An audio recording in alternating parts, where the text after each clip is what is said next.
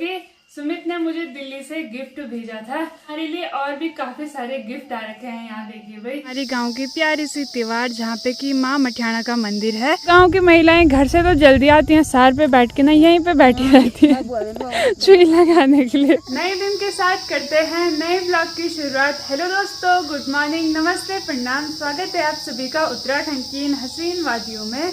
मेरा नाम है साक्षी नेगी, मेरे गाँव का नाम है तैला, डिस्ट्रिक्ट रुद्रप्रयाग। तो हो चुकी है नए दिन की शुरुआत। तो दोस्तों सुबह के लगभग हो रहे हैं 9।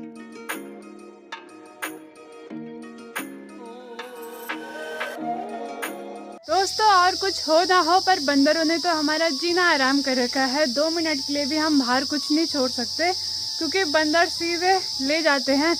और एक दिन पता है क्या हुआ था, मेरी नानी आई थी, नानी ने अंदर पे बिस्कुट के पैकेट रखे हुए थे और बंदर पता नहीं पीछे से कब छुप के आया और बिस्किट का पैकेट ही भगा के ले गया। दोस्तों बंदरों की लड़ाई हो रही है तो ऐसी ऐसी आवाजें निकाल रहे हैं भाई, और डर भी लग रही है बंदरों को देख के। घर के अंदर भी जा रहे हैं भाई बंदर।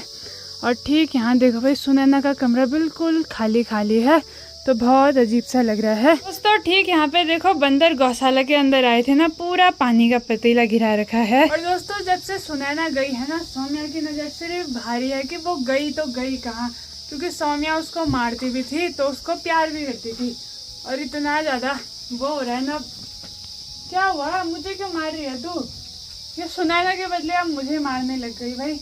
और वैसे ये मारती भी है और वैसे ही प्यार भी करती है। देखो हैं क्या है, कपड़ा मत खा।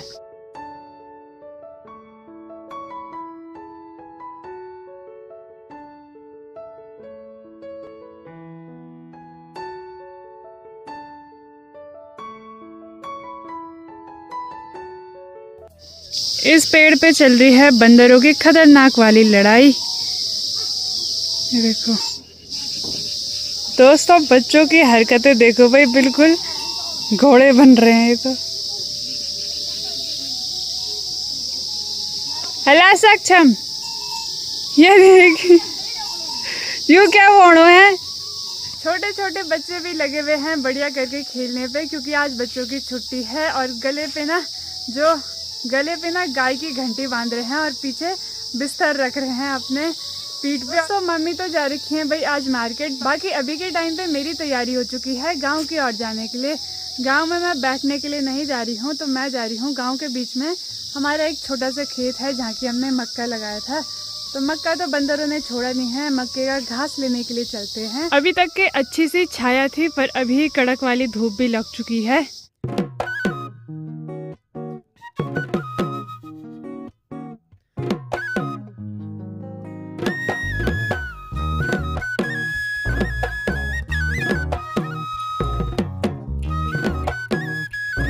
दोस्तों और तो कुछ हो ना हो पर इस बेल पे ना बंदरों ने काफी सारे कद्दू छोड़े हुए हैं। ये देखिए भाई, नजर जा रही है उधर कद्दू दिखाई दे रहे हैं बड़े। देखने में लगता है कि बंदरों को ना इस बेल के कद्दू पसंद नहीं आए, क्योंकि मुझे इस बेल पे अभी अभी में ना 8-9 कद्दू दिख गए। जिन जिन के ज्यादा कद्दू लगे होंगे ना, तो वो कद्दू को बेल पे ही रहने देते हैं, और जब वो बिल्कुल पक्के हो जाते हैं ना पीले होने के लिए, तो तब जाके उनको निकालते हैं और बाद में ना उसका रायता बनाया जाता है। उन कद्दुओं को सुखाने के बाद ना स्टोर करके रखा जाता है।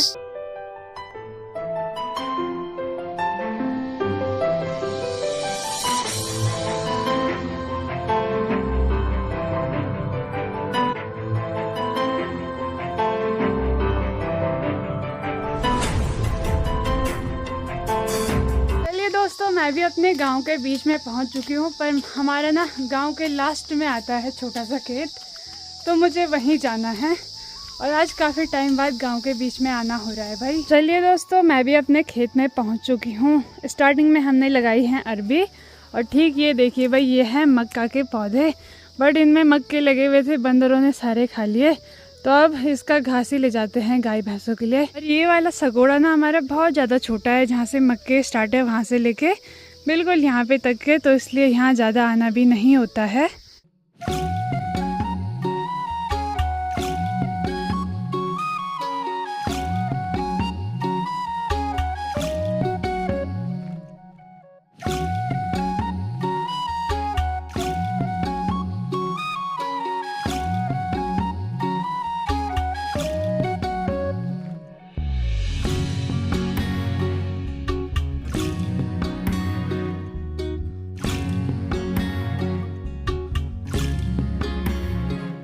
खेत भी मैंने खाली कर दिया है और यहाँ पे भारा लगा के भी रेडी कर दिया है। बाकी इन खेतों में अनाज तो बिल्कुल भी नहीं होता है, तो लगता है घास ही लगाना पड़ेगा, जैसे उधर लगा रखा है। पीछे के साइड ना पूरे बड़े बड़े सहतूत के पेड़ लगा रखे हैं, तो पेड़ लगाने में ज़्यादा फ़ायदा है। इस खेत में मेरा ज़्यादा काम नहीं था, 5 मिनट का काम था, घास निकाल दिया है। अब नसी हुए घर की ओर चलते हैं। तो ठीक यहाँ पे रही हमारी गांव की प्यारी सी तिवार, जहाँ पे कि माँ मठियाना का मंदिर है, और ये कई बार मैंने अपने ब्लॉग में दिखाई है। और ये तिवार ना बहुत ही ज़्यादा पुरानी है भाई। इन लकड़ियों पे ना बिल्कुल बारीकी से कलाकारी की गई है, और ये कलाकारी ना हमारे ही गांव के लोगों ने की। और पहले के जो घर होते थे ना, इतने छोटे छोटे दरवाजे हुए करते थे, इससे भी छोटे होते थे। ये देखिए भाई, ये बीच का दरवाज़ा है जो कि बहुत ही सुंदर दिखाई दे रहा है।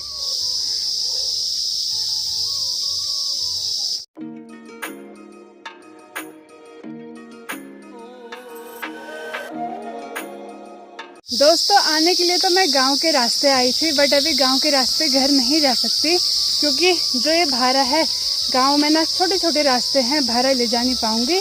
और जो इसका घास है वो भी ना लोगों के आंगन में झड़ जाएगा, इसलिए मैं नीचे के रास्ते आई हूँ। और नीचे के रास्ते भी काफ़ी टाइम बाद आई हूँ। ये देखिए भाई, यहाँ ये बहुत पहले टूट गया था। चलिए दोस्तों, फाइनली पहुँच चुकी हूँ मैं भी घर पे। और आज स्वेटर नहीं ले गई तो पूरे कंधे में ना रस्सियों के निशान पड़ गए। तो लो जी, सुनैना का बदला कभी अब तुम ही खाओ, क्या ही कर सकते हैं। दोस्तों ठीक यहाँ पे देखो भाई, छोटे बच्चों का झुंड आ चुका है। क्या कर रहे हो तुम इधर? बांदर घुड़ियाने जा रहे? और दांत तो तेरा मुँह सा ले गया। दोस्तों पत्थर इतने बड़े बड़े रखे हुए हैं इन्होंने। अब बंदर तो उधर है, तुम यहाँ क्या कर रहे हो? इधर है। हैं? जाओ तब उधर तक के। चलो ठीक है भाई। हाँ क्या कहता सांप है बस बच्चे यहाँ के। जाओ तब बंदर भगा के आओ, ठीक है? जाओ जाओ। क्या है? चलो भाई ये ठीक है, कम से कम घर के आसपास बंदर तो नहीं आएंगे। सभी बच्चे जा रहे हैं बंदर भगाने के लिए। तो तब बांदर ना लिगो वाक वगला पा बांदर बच्ची चार तू। तो घर आने के बाद मैं भी लगी हुई हूँ घर के छोटे मोटे काम करने पे। अभी तक के गौशाला का काम निपटाया, और अब ना मैं ले आई हूँ इस डब्बे पे लाल मिट्टी। ये डब्बा हमारा पर्सनल घसाई के लिए रखा रहता है, मतलब हमेशा इस पे लाल मिट्टी ही रखते हैं। तो किचन की घसाई लिपाई कर रही हूँ। और जिस दिन घर पे कोई नहीं होता है तो मेरा यही काम होता है कि घर पे जितने अच्छे से हो सके उतनी अच्छे से सफाई करना, क्योंकि फिर घर खाली रहता है तो सफाई पे लगे रहो, अकेले भी क्या ही करना। तो फिर खाना आराम से बनाएंगे। खाना देखती हूँ बनाऊंगी या फिर नहीं, क्योंकि सुबह की रोटियां भी बची हुई हैं और अकेले में खाना खाने का मन भी नहीं करता है। तो परसों कन्या पूजन हुई थी, उसके बाद से जाकर आज मैं लिपाई कर रही हूँ। 3-4 दिन हो चुके हैं। तो उस दिन खाना बनाया था, इसलिए तेल के छींटे पड़े हुए हैं ये किचन में, इधर भी और उधर भी। तो आप बढ़िया करके यहाँ पे लिपाई कर देते हैं। दोस्तों इन कुकरों को इग्नोर करना। इस वाले कुकर पे ना मैंने वो फलियाँ उबाली थी, ये देखिए भाई, ये भी अच्छे से पक चुकी हैं। सुबह सुबह मैंने इनको पकाई थी। घर का काम निपटाने के बाद बढ़िया करके बैठ के इन फलियों को खाएंगे, इसलिए दिखा रही हूँ कि आप लोग ये ना समझो कि इसने पहले ही खाना बना लिया।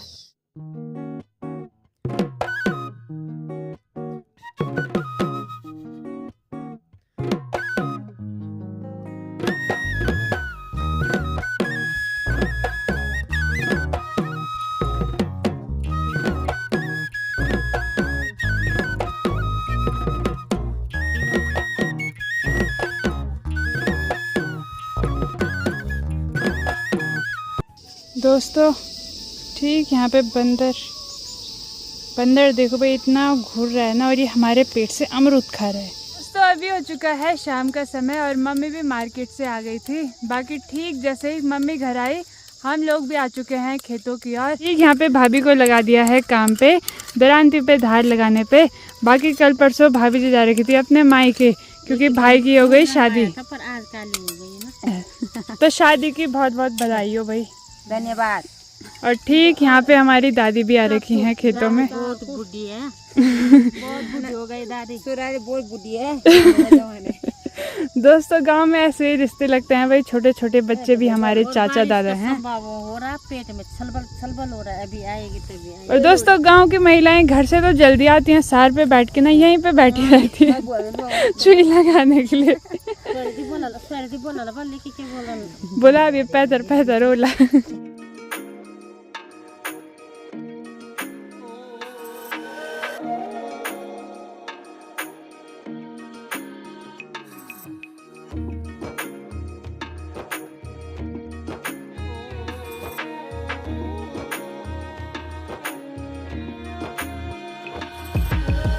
आजकल ना जो केदारनाथ आएगा उसके बहुत अच्छे से दर्शन हो जाएंगे, क्योंकि मौसम भी ठीक है, ज़्यादा गर्मी भी नहीं है और ठंडी भी नहीं है, और यात्रा भी बिल्कुल अच्छे से हो जाती है क्योंकि ज़्यादा भीड़ भी नहीं रहती है।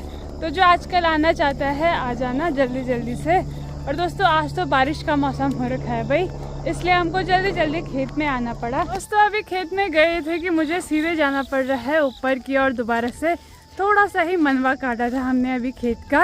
अभी मैं जा रही हूँ घास लेने के लिए, वो इसलिए क्योंकि आसमान में आप आवाज़ सुन ही रहे होगे, चारों तरफ से घना घोर काले बादल आ गए और ठीक सामने केदार घाटी में तो मोटी मोटी बारिश लगना स्टार्ट हो चुकी है। चलिए भाई फटे करके एक दो पूरे घास के निकालते हैं, फिर बारिश लग जाएगी मोटी और भागते हैं भाई घर की ओर। यहाँ जब बारिश लगती है ना, एक सेकंड में इंसान ऐसा भीग जाता है कि क्या ही बोले। दोस्तों ठीक यहाँ नीचे पे देखो भाई, मम्मी भी लगी हुई है मनवे की बालियाँ काटने पे, और ठीक इधर की साइड हमारी ताई भी लगी हुई है। और दोस्तों मुझे ना सुबह के टाइम पे खेत आने का बिल्कुल भी मन नहीं करता है, वो इसलिए क्योंकि सुबह ना कड़क वाली धूप जल्दी लग जाती है और हालत ख़राब होती है, और शाम के समय ठीक रहता है, सनसेट जल्दी हो जाता है तो ठीक लगता है शाम के समय खेत आने में। तो इसलिए मैं सोचती हूँ ज़्यादातर शाम को ही आऊँगी, पर मम्मी घर का काम इधर देती है मेरे को। चलिए दोस्तों भारा भी यहाँ पे छोटा सा लगा दिया है। वैसे तो इस खेत में घास नहीं था, पर मैंने बड़ी मुश्किल से टिप टाप के निकाला और हाथ पे बहुत सारे कांटे भी चुभ गए। एक बार खींचा दम नहीं, मम्मी पे दम नहीं है यार। ये वही दोस्तों हाइट लंबी है इसलिए मैं खुद से उठ नहीं पाती हूँ नीचे भारा लेके।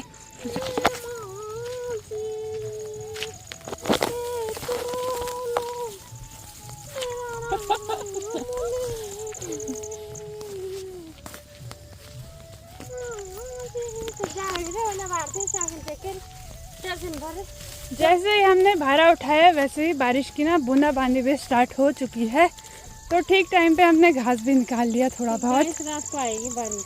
तो घास लेके मैं घर पे भी आ चुकी हूँ और अब मेरी तैयारी हो चुकी है नीचे सड़क पे जाने के लिए, क्योंकि वहाँ पे मेरे लिए आ रखा है स्पेशल गिफ्ट सीधे दिल्ली से। तो चलते हैं और देखते हैं। तो वैसे तो कल दिन को आ गया था, पर मेरे को टाइम नहीं लगा, नीचे दुकान में होगा शायद या फिर गाड़ी वालों के पास होगा, तो फिर अभी मिलना मुश्किल है, पर चल के ना एक बार देख लेते हैं।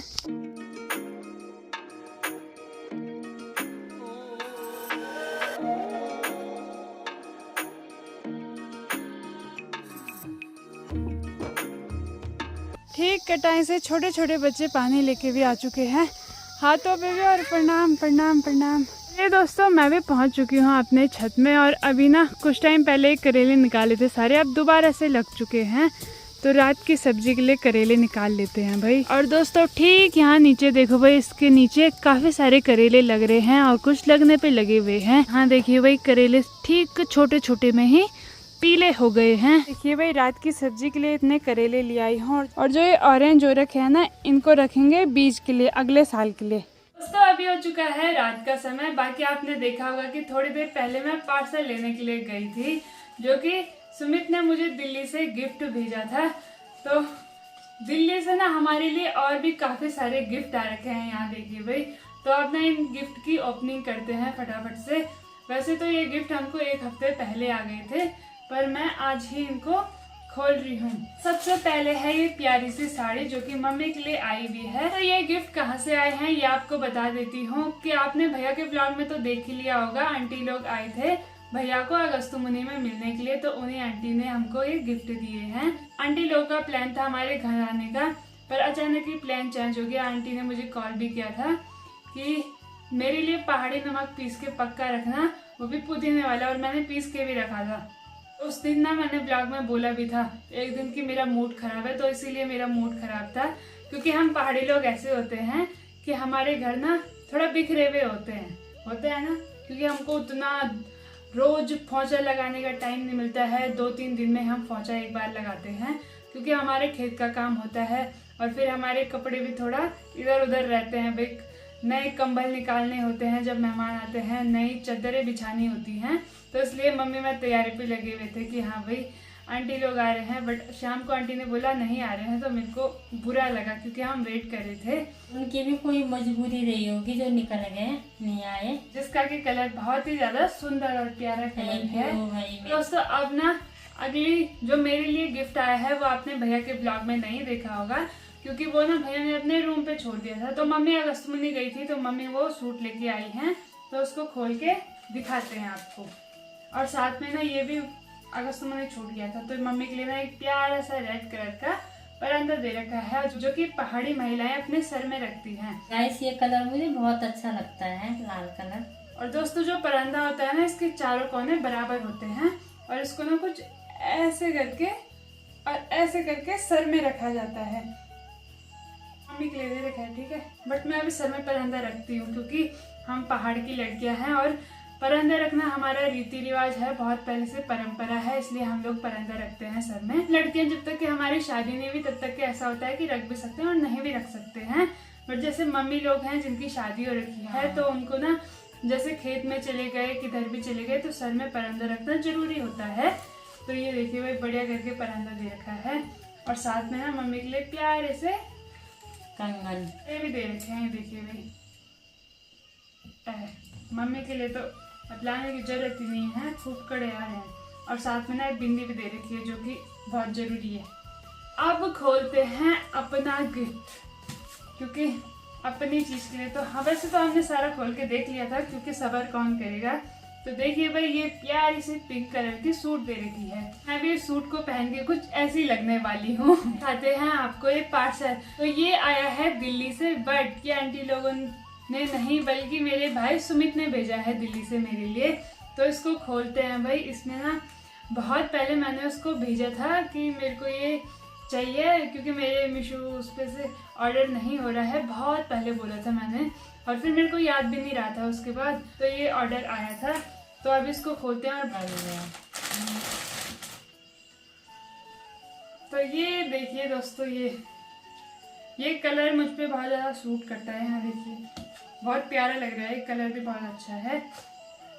ये भेजा सुमित ने, ये भेजा है सुमित ने, मेरे भाई ने दिल्ली से गिफ्ट। दोस्तों एक चीज़ और बोलने की थी कि आप लोग जब भी हमसे मिलने आते हो या फिर कभी हमको मिलते हो, तो सिर्फ यही मत सोचा करो कि हमको गिफ्ट ही, इसने भी गिफ्ट दे दिया तो अब उसने भी गिफ्ट दे दिया, तो हम भी ऐसे खाली नहीं जाएंगे, गिफ्ट ही लेके जाएंगे। जरूरी नहीं है भाई गिफ्ट लाना। स्वागत है, आप आओ हमसे मिलो, क्या लेके जाएंगे, ऐसा कुछ नहीं है। क्योंकि इतने सारे गिफ्ट आ रहे हैं भाई, फिर अच्छा नहीं लगता ना ऐसे बार बार गिफ्ट देना। तो मैं बोल रही हूँ आप आओ हमसे मिलो, हम आपसे मिलेंगे। और अगर आपको हमको गिफ्ट देना ही है तो हमारी वीडियो को लाइक करो, चैनल को सब्सक्राइब करो और पूरी वीडियो जरूर देखो और एक प्यारा सा कमेंट कर दो। हमारे लिए वो सबसे बड़ा गिफ्ट है भाई। तो कृपया करके जो गिफ्ट मैंने आपसे मांगा है वही गिफ्ट मेरे को देने का कष्ट करें, क्योंकि मेरे लिए वो बहुत बड़ा गिफ्ट है, मेरे लिए और मेरी फैमिली के लिए। और समय आ चुका है ब्लॉग एंड करने का। अगर आपको वीडियो अच्छी लगी होगी तो वीडियो को लाइक करें, कमेंट करें, अपने दोस्तों के साथ शेयर करें। मैं साक्षी नेगी मिलती हूँ आपको अगले ब्लॉग में।